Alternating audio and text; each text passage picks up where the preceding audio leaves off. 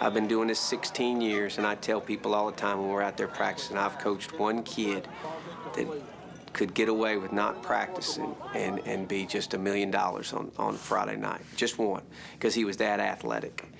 Archie Sims was the first kid to ever beat Dandy Dozen to come out of West Jones, which means you're one of the best 12 players in the state of Mississippi, and was basically the highest recruited kid that this school's ever had.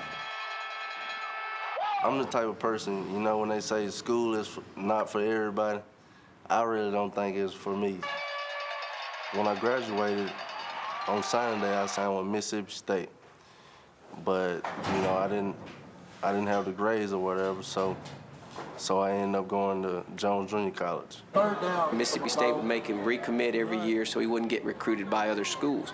But when the opportunity came for Mississippi State to re-sign him after he graduated from college, they said they didn't want him anymore. So I ended up signing with West Virginia. I was in West Virginia for 2 years, and you know, I came home. I mean, I still like football or whatever, but I got burnt out on it, I guess you could say. When I go watch West Jones play or see West Virginia on the TV, it kind of gets to me. That's pretty much probably the only reason why I want to go back. I think I still got another year or two in me. The guy could play football, hands down. He was a great athlete, but he should have stayed with it in my book, because he got the gift. Yeah, I have 1 more year of eligibility.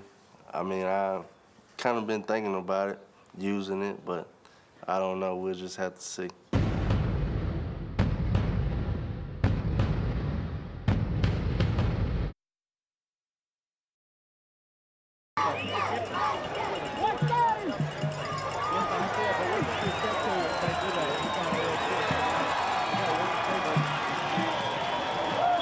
Dasman is a young man that's blossomed late in life. He's 6'5", 230. Basically got him off the basketball court. And not a very good football player when we got him. My 9th grade season, it was like, I was real soft. They used to gave me a nickname called Charmin, like the tissue. Dasman's a great young man to coach. He is a yes or no sir when he does speak to you. You know, when he was a sophomore, I wasn't real sure about him, and then as his junior year progressed, late in the year, he really started coming out and blossoming. Once we identified the fact that he might be a Division I player, then we started contacting the coaches in the spring and started making tapes and sending those out at that time. And then they start evaluating, and then what they do is they want you to bring your kid to their one-day camps, the senior camps or junior camps, to where they can evaluate them on film and then evaluate them on person. So at that time, we usually haul them all over the Southeast and get them in a situation where the coaches can see them, talk to them, measure them, weigh them, you know, basically test them. Actually, what happened with Dasman is we took them over a 3-day period, went to Southern Miss's one-day camp, Mississippi State's one-day camp, and then Ole Miss's one-day camp. The coaches seemed to like me more at Southern Miss, so that's why I chose them. Yeah, it was real close to home where all my friends, family can come see me play. Felt good to know that I had a full scholarship before I even started my senior year. Dasman committed immediately. That's where he's always wanted to go. That's where his mom and dad wanted him to go. It's a really, really good fit for him. Brett Saul also went to Alabama, Mississippi State, and I believe Ole Miss. So we had 2 of them that basically made the circuit this year. Brett Saul plays offensive line for us. I think he would be a Division III player, Division II player. But, you know, when they're young like that, they all want to play Division I football, SEC. Those camps a lot of times are good for those young men, too, so they can go out and see where they fit and get a real evaluation of just how good their skill set is. I've always wanted to be a doctor growing up. I have offers to play football, but I just don't know just yet if I can go pre-med and play football at the same time. Between pre-med and football, I probably would choose my future, which would be pre-med, because that's what I would be doing for the rest of my life. I'm gonna miss the games. Just so I'm gonna miss the games. I'm gonna miss the practice. I'm gonna miss the charisma we got. You know, I'm gonna miss being out here. I'm gonna miss the fans, miss everything. You know, you ain't gonna have this when you go to college. You ain't gonna have this kind of charisma. So we'll see how it goes. The process of recruitment for us starts when those kids are juniors, and so it's important those guys have good junior years, and that gets them on the recruiting list. Having recruited this state for many years, it's been a history of great players to come out of that system there in Wayne County. Some of the seniors that have an opportunity to play at college next year obviously include Jarrell Gandy, Malik Lofton, Marion Chapman. I think Jarrell Gandy, he's one of the kids that's getting recruited by some schools. He's got the pedigree, I guess you could say. The Gandy name is synonymous with football here in Wayne County. It's synonymous with football success. He was a sophomore when I first came here, and I just remember how physically gifted he was, how he stood out from everyone else, even as a 10th grader. As much potential as he has, he also produces on the field. He's one of the hardest workers on this football team and has been since I've known him. Right now, I'm not sure what school I want to go to. I would go to Auburn, but I'm hoping they offer me a scholarship right now. They're just recruiting me. Once they get on that recruiting list, that school's go come by. They go call me or come by, and they see that they're a good athlete, a good football player. Then the next two things they want to know are grades and character. One of the first places that a college recruiter comes is to the principal's office. They want to check the grades, and they also going to check discipline referrals and those types of things. I think with our college staffs that we have right now in the state of Mississippi, those guys are stress character on their football teams, and so they depend on us as high school coaches to kind of let them know, what kind of character a kid has. Coach Boyle's one of the best guys out there. He works hard with those kids. He's good to them. He gets after them, but he also treats them like a father as well. You know what you're getting when you go into there, and it's a good place to go recruit. Not a good place, a great place to go recruit. Our football players, they think that, being able to play football will get them into Mississippi State. They don't realize that they have to get the academic part also. Students need to be aware as soon as they enter high school what they're up for. If they want to play Division I football, if they even want to go to college, that they must maintain a certain GPA, that they must take the ACT. Well, my GPA was a 2.4. I needed a 2.5, and on the ACT I needed a 17. I had a 16. So I was pretty close to making it, but I didn't. So that's why I went to Jones. Could have gone anywhere he wanted to go. It was there for him. But he just didn't want to get in the books. And that's one thing a lot of kids don't understand, that they want you for your talent, but if you don't have the grades, they can't do nothing to help you. If I can do it all over again, I would have made the grades out of high school. My grades are great. I think my average, my GPA is like a 3.7. Every night I come home, I'm doing my homework. That's the #1 priority before talking on the phone or texting friends or any of that. Matter of fact, I believe Terrell may be in the top quarter of his class right at this point. He's a fine young man, good character, and really represents our school very well. He sure does. Hoping at the end of this season I have more options to weigh as I get ready to attend college. I think the kids realize by the time they're juniors that they're really playing this game because they love it, and they understand. If they go to college games and you're a 5'10" offensive lineman, and you go see college games and you see the 6'4" offensive lineman, you kind of realize, I'm not gonna play college football, and so they play for the love of the game. Number 57. Terrell Poe had probably close to 40 offers for scholarships at various universities. He's one of the few guys that I've coached that I knew that if he could ever get into college and do right, he'd have a chance to make a living playing pro football. He was a great team leader, very vocal, and not only vocal, but he led by example also. I love the game of football, you know what I mean? I know this is what I wanted to do in life. This is the way I want to be able to provide for my family. So I just use that as a motivation, you know what I mean, just to continue to strive for what I wanted, He had a goal set. He wanted to play Division I Football, of course, he had all the tools to do it. He was lacking academically. I met Joe back around my freshman year in high school. Me and his son was pretty good buddies, and we've been through a lot of stuff together.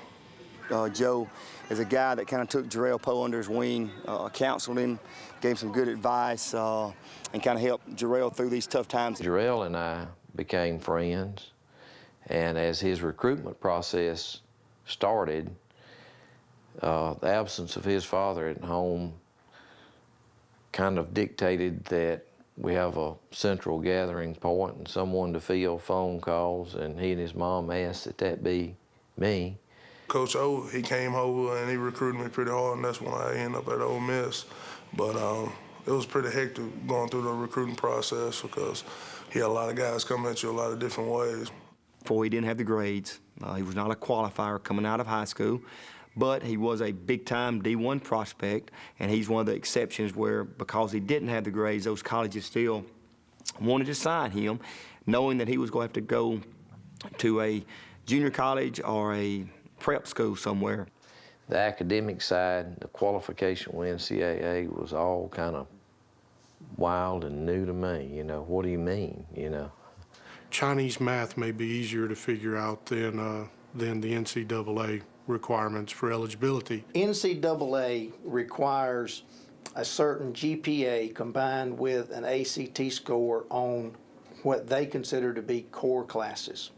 You know, the NCAA just did not agree with the route that he had taken coursework-wise. Me and Joe, we talked about it, and Coach Balls, and they came up with a plan, and they heard of Hargrave, and I got into Hargrave because they found out that that's what was getting kids qualified. Hargrave Military Institute is a college preparatory school that allows athletes who have used up their high school eligibility to go ahead and play a little bit, but more importantly, get a foundation laid academically so that they can be successful at a college. A lot of people had a lot of stuff to say about me when I was going through my recruiting process. It was a lot of false stuff. I think it took a shot at my mom because there was a lot of false things said about her in the newspaper. It got twisted around that he couldn't read, that he was illiterate, that Wayne County High School just kept promoting him because he was a good football player. None of that was the case. What they say, it never bothered me. You know, I mean, I knew what really was going on, and all the stuff they put in the paper was very negative. And it was a challenge. I know there are times that he wanted to quit. You know, when I was at Hargrave, he always kept me up when I was getting down, when I would call him at 10, 11 o'clock in the night and just tell him, I don't think I can do this. But I remember that night when I called him. Jarrell said, everybody talks about what their family does and what their dad does and where they go on vacations and that sort of thing. And he said, I don't have a dad. He said, would you mind if I told them that you were my dad? I said, absolutely not. Joe Barnett is my father. He's been a father figure to me, and I always will be. He always will be. When he came out of Hargrave, my understanding was he was academically eligible to go to Ole Miss, and there was 6 or 7 of them that did the same thing and went to different colleges, and I think he was the only one that was ruled ineligible. The NCAA said, no, some of your correspondence courses, some of the work you did at Hargrave is not going to meet the standards. That day was probably the darkest day of it all. He wasn't admitted. We had no plan to move forward, and we really didn't know what to do. So at that time, he took some online classes through BYU and some other places. Again, he was ruled ineligible by the NCAA. Coming out of high school, I only was told I was going to have to do a year academic work just to be qualified, but it was things changed. I had a long road. Jarrell Poe did everything that anybody asked him to do.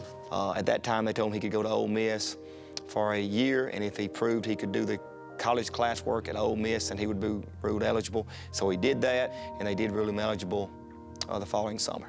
We'd look at each other and say, is this it? Did this actually happen today? Is it over with? My first time when I went through the walking champions, like getting that barrel off my back, you know what I mean? Seemed like I had that barrel on my back for so long, so it was definitely a big relief, you know, just having all the people cheering my name, you know what I mean? So they made me feel really welcome. But if I could do something differently, I probably would have took academics more seriously and probably strive for my goal more seriously than I did in the past. He did the things that he had to do in order to achieve the goals that he had set. It was a struggle. And definitely I want to get a degree because I had a lot of doubters. So I think that's one of my long-term goals, to get a degree. And this was one when I caught the interception against Mississippi State last year, so it was one of the proudest days of my life. I didn't get fired after I caught it by 2 or 3 yards, but I'm gonna tell you, a lot of dark days in between his walking away from that high school and finally getting into Ole Miss. A lot of dark days. On draft day when I'm in New York, I definitely want my mom and Joe sitting with me. It's been a hell of a ride, and now the fun begins. I think anybody who would pass on Marion Chapman because of an injury would be making a big mistake, because he's one of those special kids. He's not the biggest, he's probably not the fastest, but if you were to cut his chest open, his heart is as big as this room. He's the kind of kid that you win with. An ACL injury 10 years ago was the end of a kid's career. But now you have kids having ACL surgeries, and in 3 or 4 months, they're back full speed. But if anybody can bounce back from an injury such as that, you know, my money's on Marion Chapman. I would like to be a coach for a high school. I don't want to be like Coach Boyles. I want to be better than Coach Boyles. I think he'll be proud of me trying to be better than him. DQ is, I don't know how to describe DQ, but he is ranked number 10th in our class. But when we get on the football field, he can't remember right from left. So it's the dangest thing I've ever seen. Oh, man, let's go. Quentin is just because of his pure determination. He is undersized, but you can't tell him that. He's got one gear, and it is wide open. He is just a pleasure to be around. But that's another young man that's going to be successful because of his academics and his work ethic, more so than what he does down here on the football field. I plan on going and playing for college, for football, hopefully running back though. I plan on majoring in business. We haven't come from much, but I plan on getting us somewhere. Matt Lee is one of those guys that's, I want to say 6'3", 6'4", 330. Huge young man. Major upside with him. He's one that hits the specs on the college level. But he's another one that's extremely intelligent. And he's one of those guys that struggles with, you know, I might be ready to make the transition right now, where he will have the opportunity to play at the next level, but I'm not sure if that's something he wants to do. He might want to look back and say, great memories, great time at West Jones, now it's time to move on. I plan on going to college, majoring in engineering. I may play some college football, haven't decided about that, just kind of how God takes me in life. Sean Rain.